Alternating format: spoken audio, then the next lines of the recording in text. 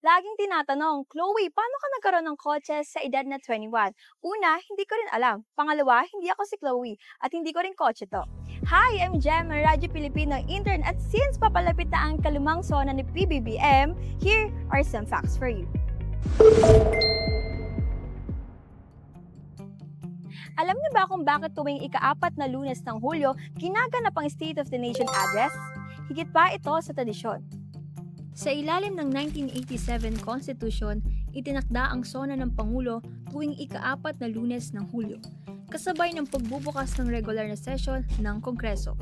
Dito, inilalahad ng Pangulo ang kalagayan ng bansa at ang mga pangunahing plano ng administrasyon para sa susunod na taon.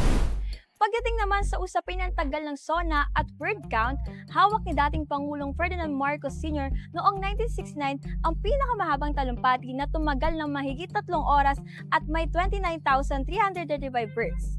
Samantala, ang pinakamaikli naman ang 2005 SONA ni dating Pangulong Gloria Macapagal Arroyo na tumagal lang ng 24 minutes na may 1,556 words.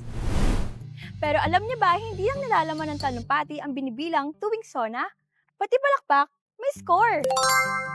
Sa mga naitalang media count, nangunguna si dating Pangulong Noynoy Aquino III na umani ng 146 rounds of applause noong 2015. Kabaliktaran naman ito kay dating Pangulong Gloria Macapagal Arroyo noong 2005 na nakakuha ng 34 na palakpak. Samantala, naitala naman ni Pangulong Bongbong Marcos Jr. ang kanyang personal record nitong 2024 matapos makatanggap ng 125 rounds of applause at 2 standing ovation. Maiisip niyo bang magkakaroon ng State of the Nation Address kahit walang mismong kongreso? Nangyari na yan sa kasaysayan ng Pilipinas. Matapos ideklara ang martial law noong 1972, nasuspende ang lehislatura. Dahil dito, mula 1973 hanggang 1977, inahitid dating Pangulong Marcos Sr.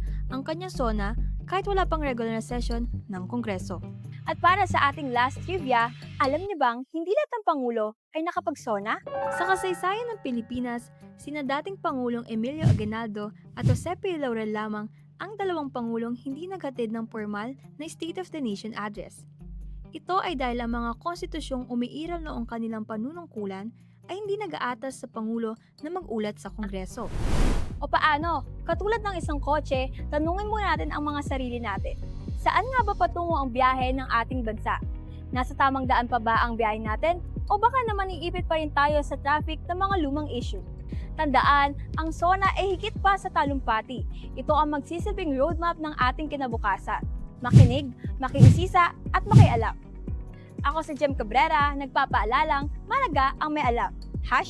#Radyo Pilipinos.